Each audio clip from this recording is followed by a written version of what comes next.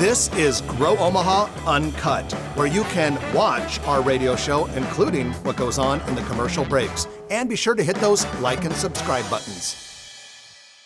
Well, good morning and welcome to the show. Jeff Beals here at your service.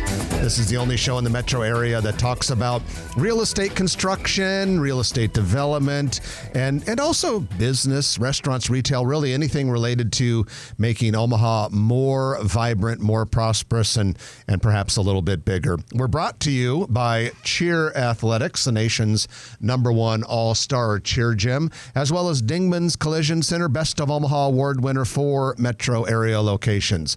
And without any further ado, it's time to bring on my co-host, a man who is a famous real estate deal maker at NAI NP Dodge, Trenton Magid. Hi. Well, with that start, let's talk about something that's really important. We have a Grow Omaha restaurant review this week. We do them every 2 weeks. Chris Corey is our food critic. And this week, Chris takes a look at Jewel on Capitol. That's the jazz club inside the Marriott Capitol District in downtown Omaha. Very cool venue. You know, I have been in it, but I've never seen a show. Really? And you've never eaten there, obviously. No, yeah. And but I'm glad you said eat. Good drinks, too. Well, and Chris talks quite a bit about those cocktails in the review. And I'm glad you mentioned eating because a lot of people think, oh, that's a jazz club. But according to the review, the food, which a lot of small plates, kind of elevated upscale small plates, sound like the food was pretty good.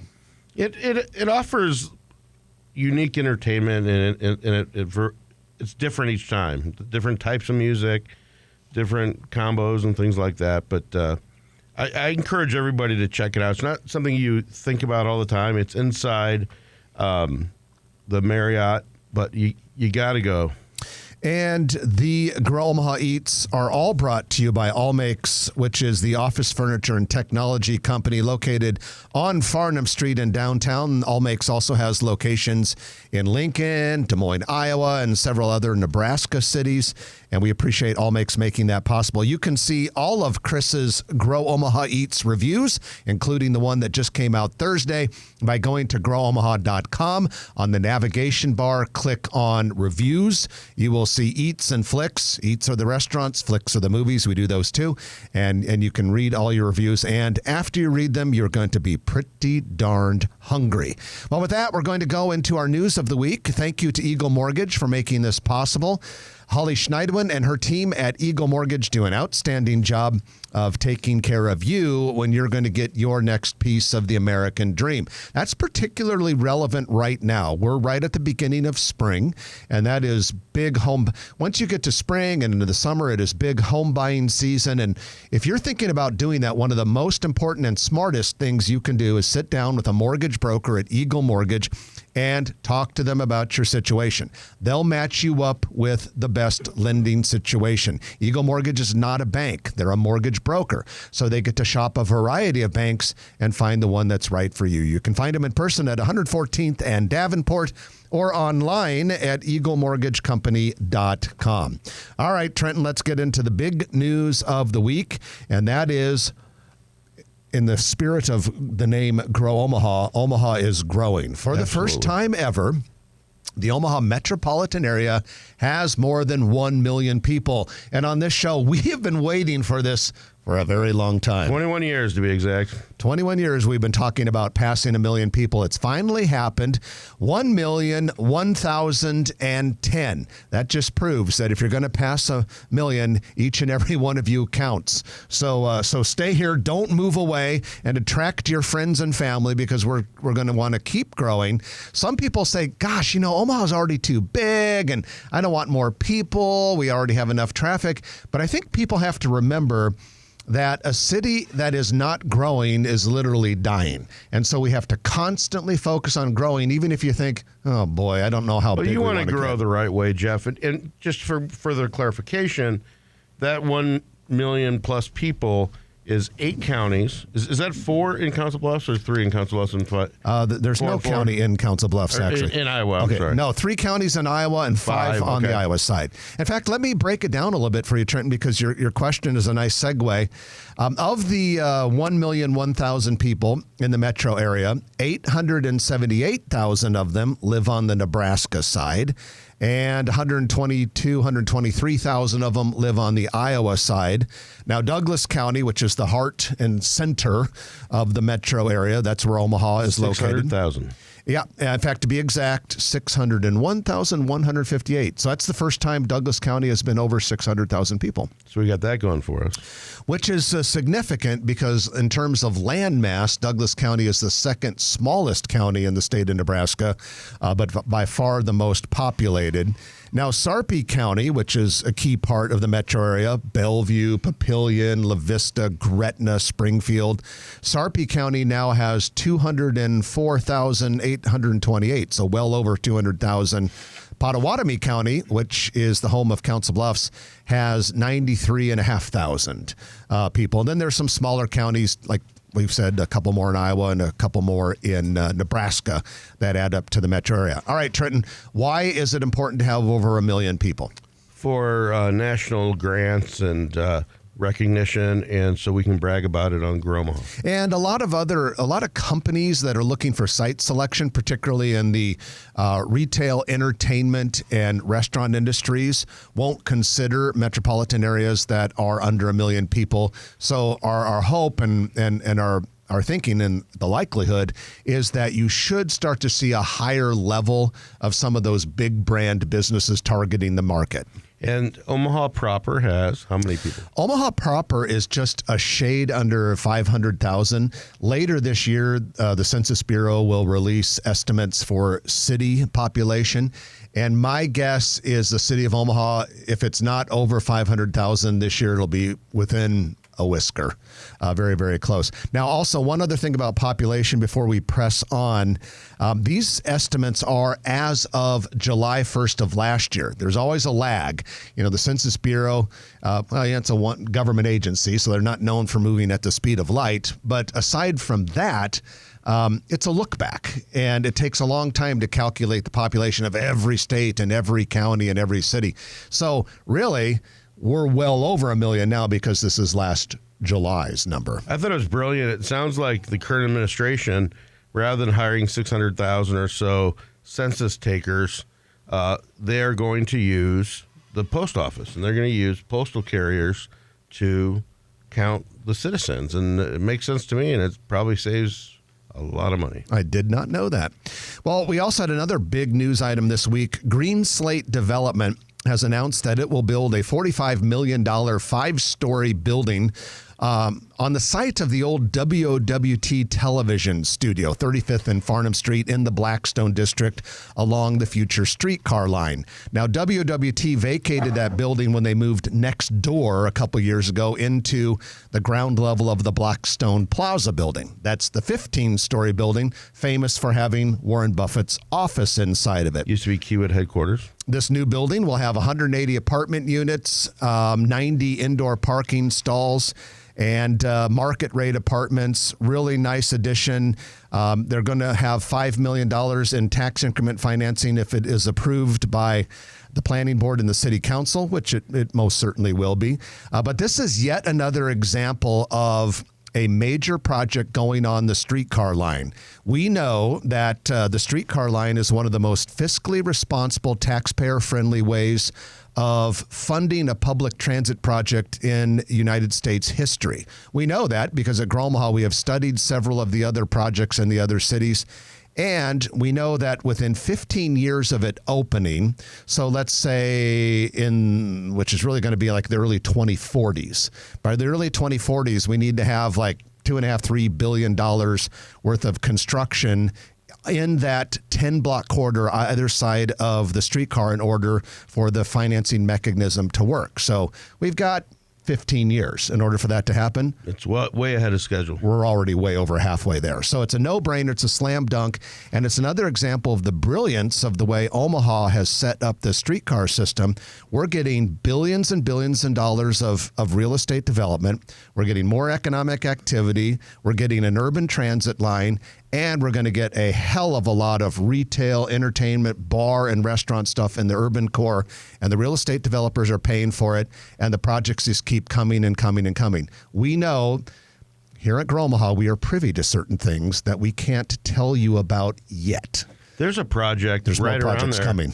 that another headquarters for a local company is going to relocate right around there. Where would that be, do you think? Well, originally I was thinking it might actually be on that site, Yeah, the that's one what I you're thought. talking about. But we're waiting to see exactly where they locate. But we are privy to a handful of projects that should be announced within the next year on that Harney-Farnham corridor.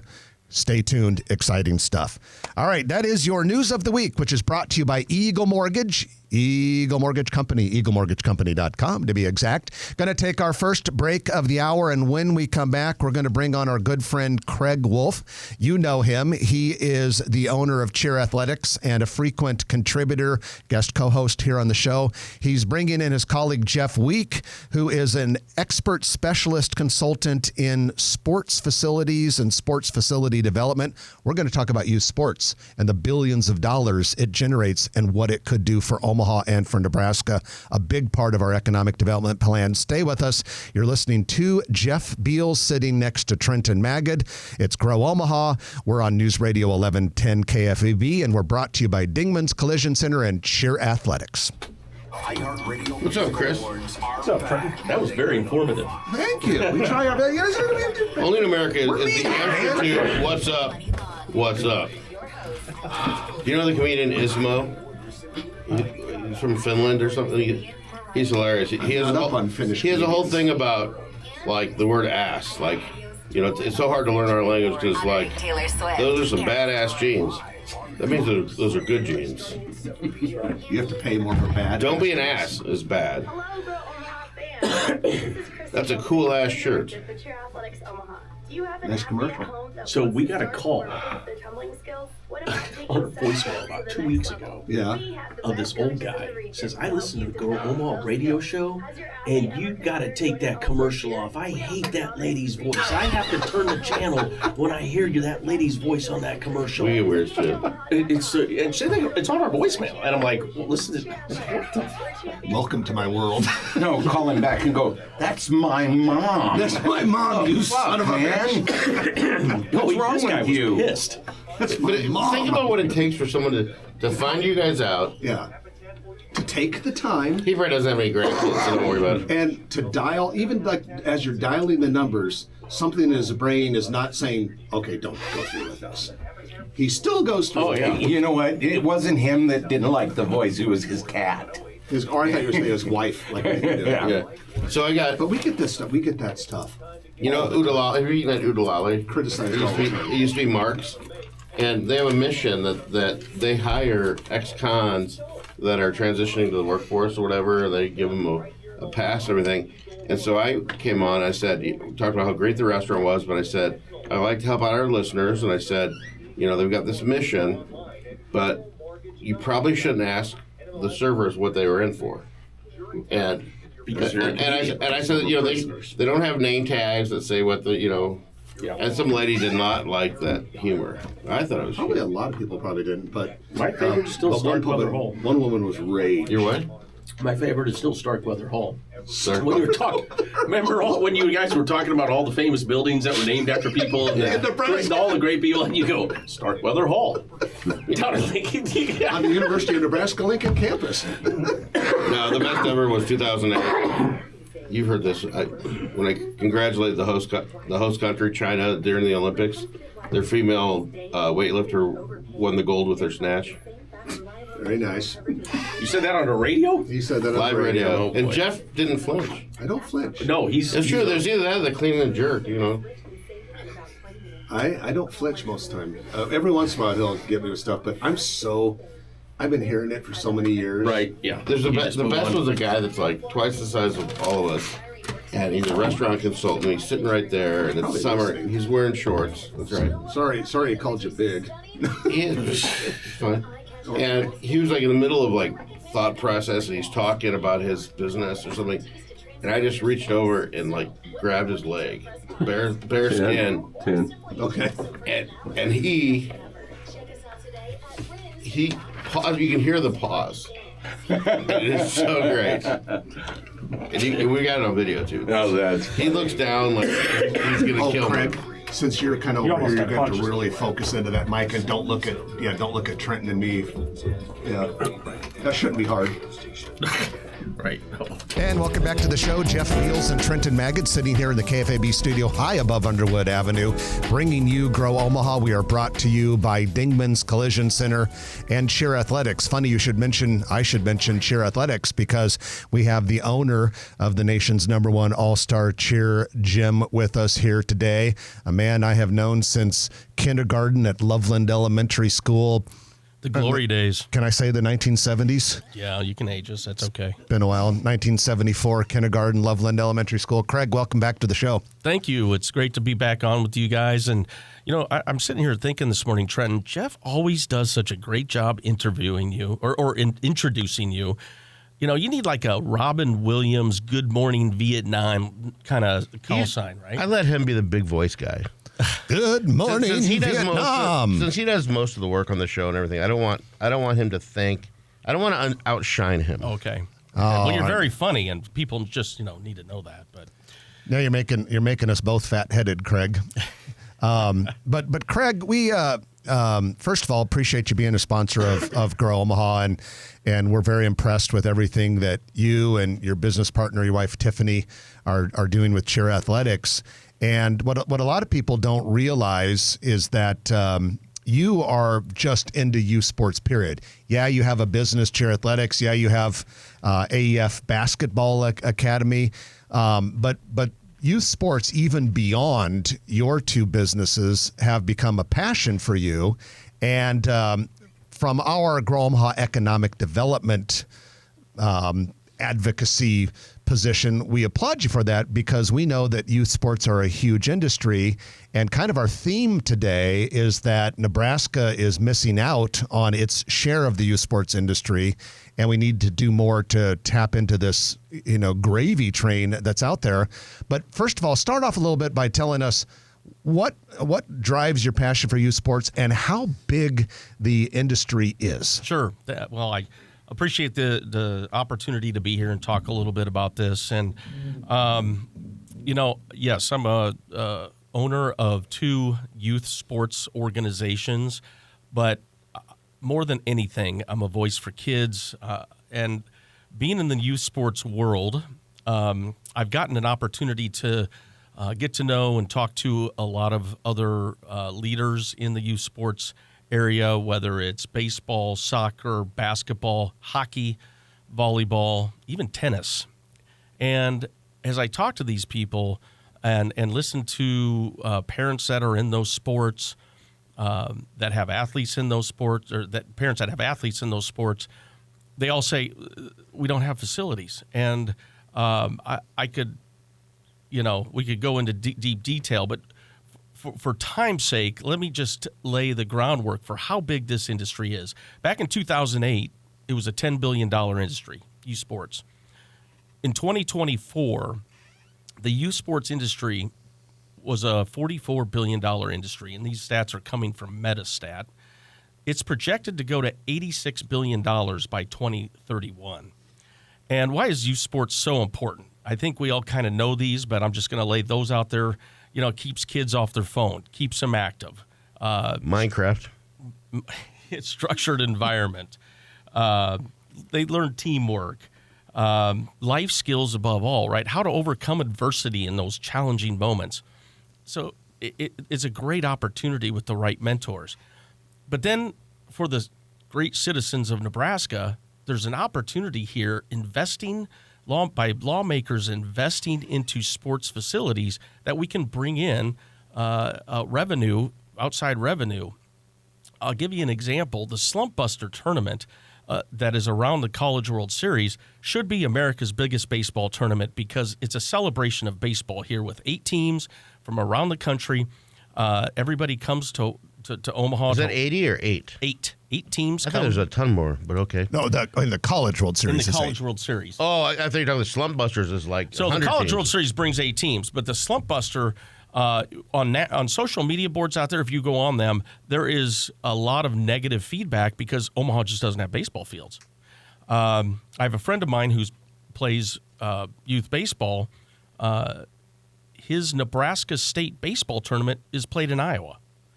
And so when you look at youth sports as a whole, there is just such an opportunity for lawmakers to be educated as they have a responsibility, I believe, to the citizens of Nebraska to invest in the next generation and use our tax dollars that we pay a lot to Nebraska, right? That those tax dollars should be into sports facilities where we can help offset our tax base as well and give our next generation of kids an opportunity to learn a lot of things. Cooperstown Village in New York, they have a baseball tournament, brings in $95 million to the local economy. And so, this is just something I'm really passionate about. I've teamed up with Jeff Week, who's here in the studio this morning, and I want Jeff to talk about his mission. He's been in this a lot longer than I have. Together, I think we're starting to educate lawmakers. We've had meetings in Lincoln, but we need the public behind this. That is such an opportunity, especially parents with athletes. And Jeff is the owner of EMJ Consulting, which specializes in sports feasibility and economic development. And Jeff, we appreciate you being here. Why don't we start off our chat with you about maybe you can just talk quickly about what you do and a little bit about where we're at with youth sports in Nebraska today. Yeah, thanks for having me. I appreciate it. This is an important topic to kind of get out among the people, your listeners. We in Nebraska have a very unique situation. In May of 2021, LB 39 was passed. It's the Sports Arena Facility Financing Assistance Act, SAFFAA, as it relates to sports complexes. Each community has a level of participation they need to get involved with. So bigger cities like Omaha need to provide 12 to qualify. But what you get to do is create a 600-yard district around your sports complex and collect the state sales tax. Not all of it, 70% of it that would come back, but not existing, only new. So when I say new, that means if we're going to build a complex or develop a complex, we need to get a development partner with us and have them bring a hotel or fast food or strip retail that would generate sales tax so we can pay for not all. I mean, in crazy terms, you could get all of it paid for, but it's not going to be paid for. It's going to be a minimal amount. Then you have to get a vote of the people. You have to get the bond that the city would issue backed and sold, vetted. So, there's lots of hoops to jump through. Right now, we have 2 projects basically sitting on the governor's desk. One is in Norfolk. The other one's a different kind of project, but Norfolk is the one that I'm currently working on. And the governor needs to give, with his 5-member panel, governor plus 4 others, need to give a temporary approval so we can actually go to the citizens and make sure that they're okay with how we would do it. The applications are usually done by a co-applicant, a political subdivision like a city or a county, and a not-for-profit organization. So what Jeff is talking about is referred to as turnback financing, and we're going to get into a little bit about this and how it can help Omaha and Gretna and Papillion and all these towns in Nebraska build bigger and better and greater sports facilities so we can tap into this multi-billion-dollar industry. But we've got to break for the news first. So we're going to do that. And when we come back, more with Jeff Week and Craig Wolf about making Nebraska a bigger and better youth sports facility destination, and maybe any sort of barriers or threats that might be out there on the way to accomplishing that. So you're listening to Grow Omaha, brought to you by Dingman's Collision Center and Cheer Athletics on News Radio 1110 KFAB. And Jeff, you need to be a little closer to the mic. Oh, I do. You almost have your, like. Okay. Yeah. Okay, I'm sorry. Yeah, kind of It was a little. I was trying to talk louder, but closer would Yeah, be it's- better. Yeah. Okay, I'm sorry. But not too close, because we have had multiple guests contract a very difficult to cure lip. One lost their lower lip, but other than that, you should be fine. Don't kiss Well, it. I know. I was Contact, watching him yeah. kiss it, and I thought, And we know the I plague. don't know if I. We know the plague that Craig has got. I know. We want to be God, part I of can't that. shake this. I know. Last time you were on, I think you. I was under the weather too. Yeah, but you know, it's the changes. Were you under the weather or under the weatherman? The show. That's what she said. That's a very important differentiation. instant push to talk. So is that okay to get us kind of set to the next thing? So that when we come back, Jeff, why don't I just say, okay, we talked a little about turn back financing, how important it is so we can tap into the youth market, but there's a sense right now that there could be a little, that could be falling out of favor, or it could be. Yeah, and say, is it because of the shortfall? You know, the state doesn't want to give up sales tax. But he's saying the same thing about the Transformation Act too, right? He is, but this is different because the Transformation Act doesn't have to bring their own development to get it. We do. It's all got to be new. He's taken. Can you do it with private facilities, or does it have to be public? Has to be public. So it's got to be a not-for-profit, or? Has to be a not-for-profit. But what do you mean by public, though? How do they define public? Well, a political subdivision is city, county, school district. It doesn't have to be owned by. No. Actually, no political subdivision that I'm dealing with currently wants to own it. They all want the not-for-profit to own it. So this turnback tax, Jeff, is only, and I know you've been working on this for a few years, but there isn't, one hasn't been completed yet because. Yes, there has. Where? Kearney.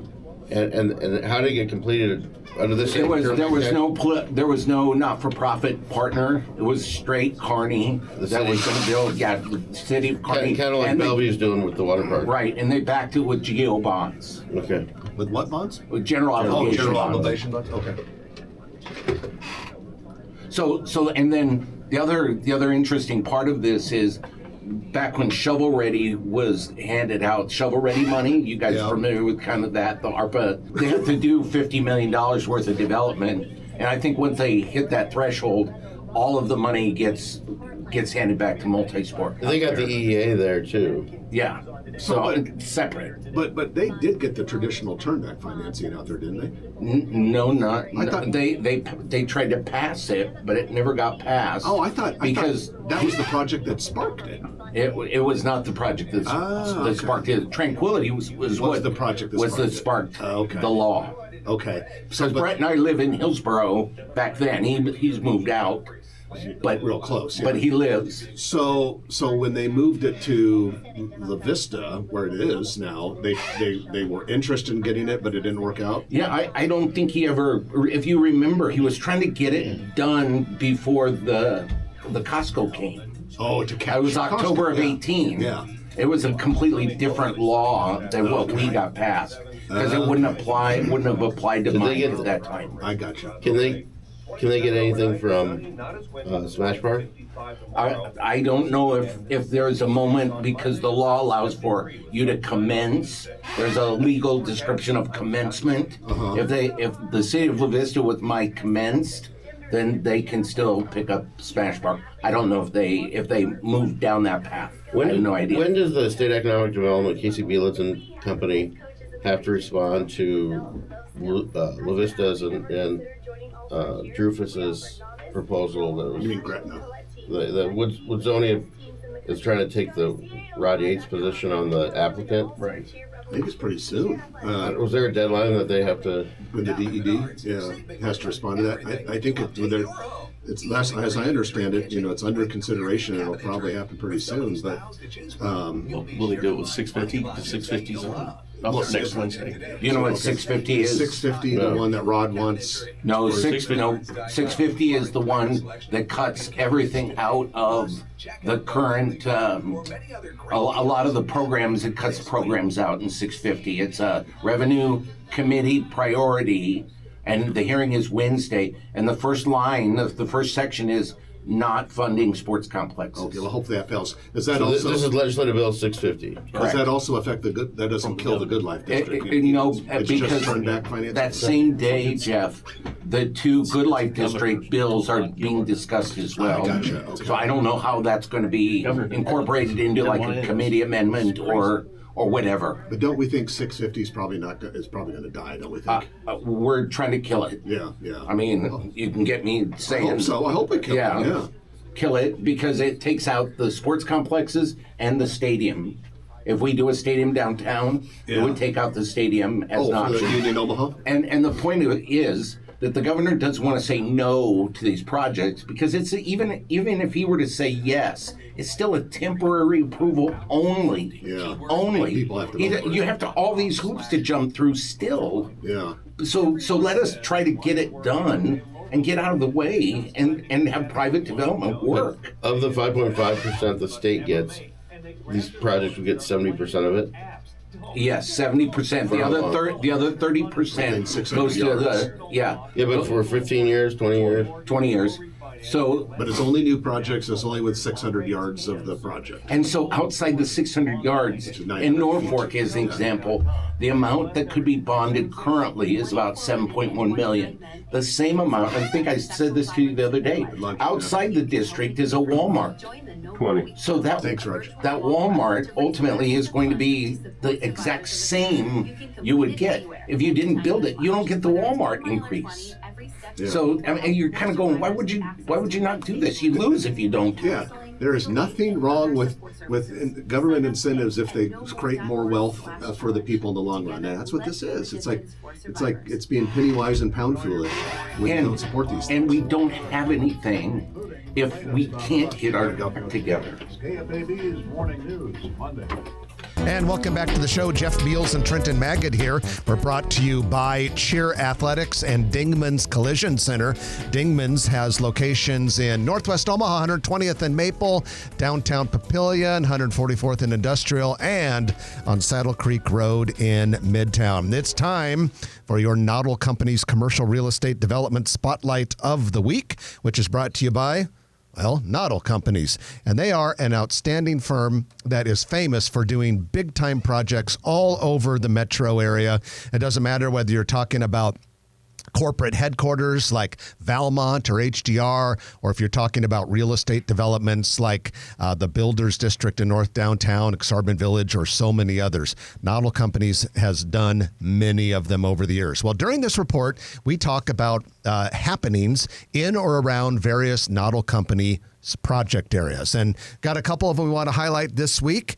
We have out in Gretna, Noddle Companies is doing a 31-acre mixed-use project in the Gretna Landing Broader project. This is northwest of Highway 370 and 192nd Street.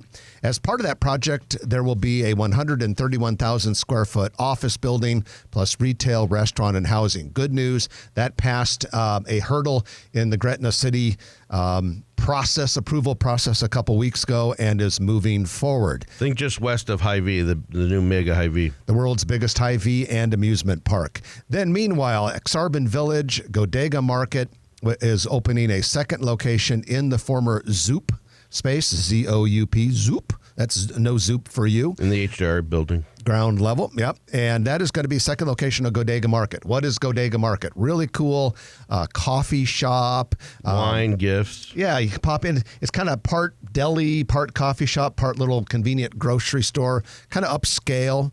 And the original one is at 11th and Howard in the Old Market. I've been there a few times. Great place. It'll be a nice addition to Exarban Village. And ladies and gentlemen, that is your Noddle Companies Commercial Real Estate Development Spotlight of the Week. Find out more about Noddle Companies by going simply enough to noddlecompanies.com. Well, we have Craig Wolf, owner of Cheer Athletics, with us and one of our key sponsors of Grow Omaha. And he was teamed up with Jeff Week, who is the owner of EMJ Consulting, a consulting firm that specializes in sports feasibility and sports economic development. And Jeff, we're going to continue with you. When we left off, we were talking about turnback financing, a relatively new concept in Nebraska, a few years old, designed to help us develop sports facilities and allow Nebraska to tap into the multi-billion-dollar youth sports industry. But Jeff, turnback financing is catching a little bit of heat right now. Why is that? And is it related to our state of Nebraska budget shortfall? Well, it really is. It's interesting where the governor is looking at things that can be cut. So we need all the sales tax we can get. It's really important. But we framed this law when it passed in May of 2021 so that only new retail that comes within the turnback district gets captured by the complex. That's what's unique about it. We wouldn't take incremental or anything outside, even though the sports complex would be a destination for people outside the city or the county. We don't get to capture it. So as an example, we have a project in Norfolk. Norfolk has a 600-yard district. We have an application into the governor. They're worried that we would lose sales tax because there's a Walmart next door. But guess what? We don't get the Walmart. We've never calculated the Walmart. But when people come to that district, they will be shopping at the Walmart. It is inevitable. So the point is, it's an earned incentive, and I've said it repeatedly. This is a unique situation where it's earned. You have to bring your team there, and if your team can't perform, then guess what? You don't have anything. And if you can't sell the bond, if the lease agreement doesn't work, we have a Department of Revenue. It's not economic development; it's revenue, and we want to make sure that we provide enough vetting so that nobody's on the hook. I mean, we do something smart. Now, there is an aspect of this law that got passed last year where a smaller city, like a second class or a village, can actually use 5 years of the sales tax from the city limits. Ashland is working on a project. Valley has a project. We've heard of projects in West Point and some other smaller communities. Well, the point of that would be you have 5 years. It's going to help the community because we're filling these sports complexes with kids in our communities. That's what's important to me. Monday through Thursday use, the weekend tournament use is economic development, and that's going to come. But ultimately, we're serving our own kids.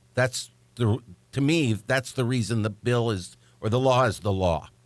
And so if we have any pressure or any heat that youth sports or the turnback financing mechanism is facing right now, it almost seems like it might be short-term thinking, being penny wise and pound foolish, in that some people are saying, well, maybe we could save a little bit of money right now, but when you think about the benefit that we have for developing youth sports facilities at a relatively low cost, it seems like a really responsible way of growing what we have in our quality of life without making a big burden on the taxpayers. So if we make a cut, so say the governor decides, hey, I'm not going to put these through because we're going to save the sales tax. And Craig will attest to this. We have a project in Gretna where he has 2 projects and associated. You want to step in here and say what you're going to do in Gretna? I mean, he has 2 hotels, an event center, he has restaurants, and he has 2 youth sports complexes. We're not going to pay for all of the sports complexes, the not-for-profit that would own the asset. But guess what? We're going to have all that stuff come. If Craig doesn't come, or we can't get that earned incentive, then the hotel and the event center and all the other stuff, it's dirt. Craig has dirt. Yeah. So it's kind of like, give us the chance to show that we can do it. Don't stop it before we even get the chance to prove that we can actually do it, if that makes sense. And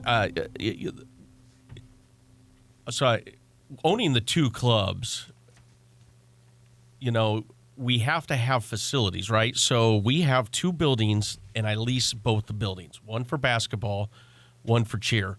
My payment to the lease companies for combined payout is $41,000 a month. It is insane. That's what I'm paying out of pocket, and what my parents have to pay to help me sustain that. I mean, we're really today a not-for-profit because out of you have the $41,000, but then I have to pay the staff. You're talking about your student athletes' parents. The parents. Your parents. Yes. I don't think are still paying you. Yeah, correct. But we have to pay for tournaments in basketball. We have to pay for competitions in cheer. We have great staff at both AEF as well as cheer, and they deserve to be well paid because we need great coaches to invest in kids. And so let me add one other thing. The reason this tool helps the sports world and the not-for-profits that do it is because we're at market or below on registrations and on fees and on admissions. If we don't have that extra, a little bit of help that we need, then ultimately you're going to have the same pricing you have at some of these for-profit entities. We don't want that. We want to break down the barriers and let every kid play. The governor sent out a great press release about girls basketball, the state tournament for girls basketball, and how important that is. We believe that, too. We just need to get on the same page and help them understand that this is the responsibility of the political subdivision and the state to at least help. If it doesn't impact property tax or raise taxes in a community, there is no reason why we shouldn't be given the chance to prove that we can do what we can do.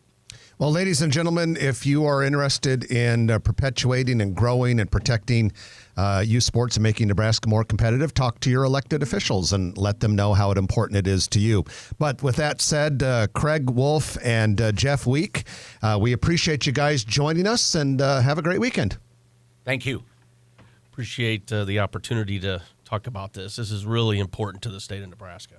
That's Craig Wolf from Cheer Athletics, along with sports feasibility and economic development consultant Jeff Week. Going to take our final break of the hour, and when we come back, you know what that means. It's the lightning round. I'm looking at the list, and there are a lot of things on it. You don't want to miss any of it. Stay with us. You're listening to Grow Omaha, brought to you by Dingman's Collision Center, Cheer Athletics, and Perkins Kreitzer Construction on News Radio 1110 KFAB. Ladies and gentlemen, I will be starting a GoFundMe page for Craig and Tiffany Wolf to make sure that... That's why I didn't want to lease that place. I have $41,000 a month. So Craig and Tiffany Wolf are doing amazing things for the youth of Omaha and the surrounding communities. And out of the kindness of their own hearts, they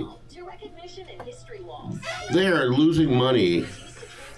But with your help, $1 to $10, whatever it takes, please give to the cause. Can you start that page for me? That would be so sweet. That'd be so classic. Your GoFundMe. GoFundMe. I'm going to send it to all your student athlete parents. They'll love that. Yeah. It'd be like starting one for Nebraska Dance. Hey, do you want Craig and I to come every week? We have appearance on every night. Yeah, but we switched to Sundays. It's the Jeff. Oh, really? Oh, yeah. Oh, thanks. Coming up next, it's the Jeff and Craig Opinion Minute. That was awesome. The stuff you said though. Here, the amazing thing is, the bill is down there. Omaha bakers don't even know what it is. Oh shit! They don't even know half of what they vote on. Yeah. So 650 is going to be fun. I can't wait to get up there because I'm supposed to want to be the first one to testify against, and I'm just going to go and go. Do you guys know what you're doing? I'm going to start by just going. Just piss them off. That's good. Yeah.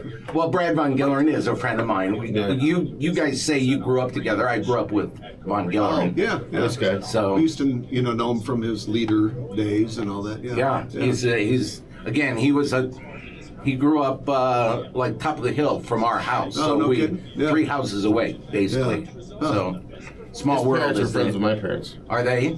They were. Yeah. They probably are all.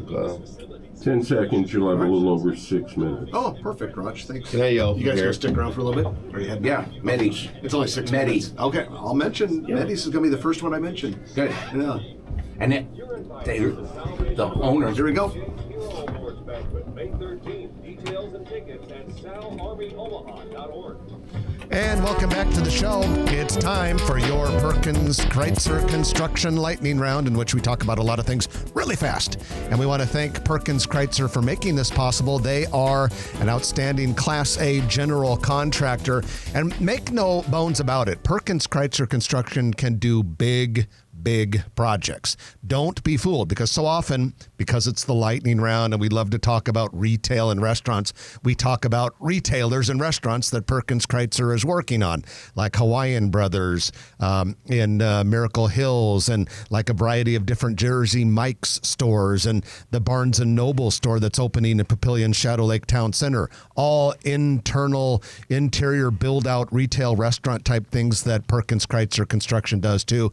But they can also build you an office building, a church, a strip center, whatever it is you're looking for. You can find out more by going to p-cconstruction.com. All right, we got a couple things to start off with. First of all, we've been telling you for a long time that Medis, the Mediterranean restaurant out of Wichita, Kansas, was opening soon in Village Point. Well, they opened yesterday, was their soft opening, and might want to go give it a try. The reports are good.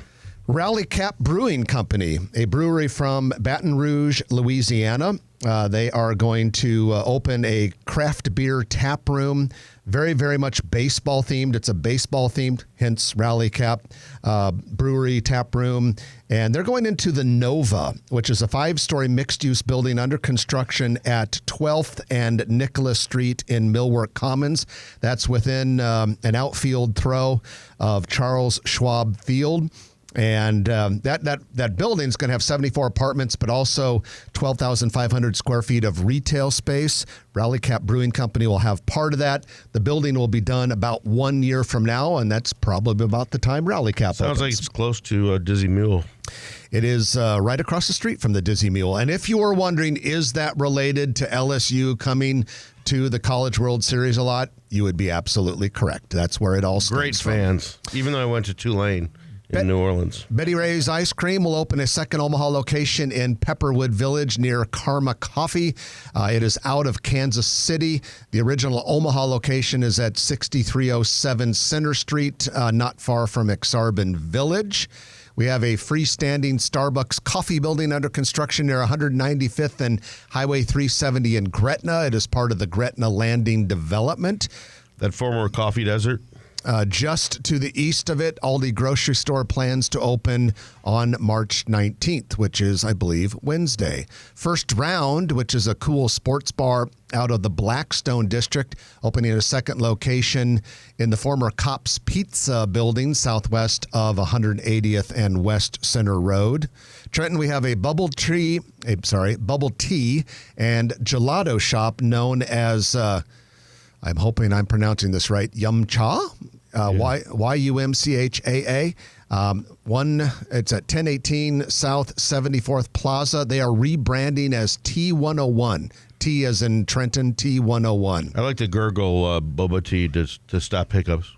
Terra Gaucha, a Florida-based Brazilian steakhouse restaurant, is nearing its opening date in the former Charleston's restaurant building near 137th and West Dodge Road. This week, the Omaha City Council approved its liquor license. In that liquor license application, Terra Gaucha said the opening date is April 20th. To me, that seems pretty ambitious because when you drive by, they're working their butts off, but it looks like they have a ways to go. But we'll see. Sometimes they can, that last month before a restaurant opens, they can accomplish a great deal. This Omaha location of Terra Gaucha will be the 5th for this Florida-based restaurant. The others being in Jacksonville, Tampa, Indianapolis, and Stamford, It's great Connecticut. that they pick Omaha, though. Central Skate Shop held its grand opening March 7th at 2905 North 59th Street in Benson. Changed ownership. It originally had opened in May of 22, but apparently they've changed a few things around. Snooze Mattress Company, which is famous for the employees wearing pajamas for their uniforms, opened a second Omaha location in Rockbrook Village. The first one is in Shops of Legacy, 168th and Center. They're now up to 16 total locations in 9 states. After 38 years in business, the Market Basket is closing permanently. It did close permanently yesterday, owned by Liz Lykos. The restaurant was in the Loveland Shopping Center, 90th and Center. Prior to that, it had been in Countryside Village over by Westside High School. Absolutely. It was a good place. That was the end of an era. Opal Luxury Salon and Suites will open its second location by the end of March at 169th and Wright Plaza in the Shops of Legacy. Owned by 402 Permanent Cosmetics, the Spa Suites and Cosmetic Academy offers specialized beauty services and education. Opal's first location is at 181st and Chicago Street in the Elkhorn area. Camille's Bakery, a family-owned bakery in Countryside Village, will close March 22nd because of the rising cost of ingredients. We're hearing that story over and over again. That's a big problem. The bakery originally opened in 2019 and is known for savory offerings such as sweet potato tacos, quiche, and turkey enchiladas. Well, speaking of closings, a while back, Trenton and I told you about On the Border, which closed its only Nebraska location in Papillion. The exact address was 8810 South 71st Plaza. The whole company nationwide went BK. So it's just a coincidence with the current national legislation for immigration. And with that, we are done. Hope everyone has a great week. I'm Jeff Beals. And I'm Trenton Magid. You've been listening to Grow Omaha, brought to you by Cheer Athletics, Dingman's Collision Center, and Perkins Kreitzer Construction. We'll chat with you next week at 9, right here on News Radio 1110 KFAB. I just like to imagine people spitting their coffee out. Or being really offended. Or being very offended. If you like this video, be sure to hit those like and subscribe buttons. And remember, Grow Omaha is not just media. This is a mission. We are trying to build up Omaha and make it an even better place. We can only do that with your help. Share this video with your friends, neighbors, and family.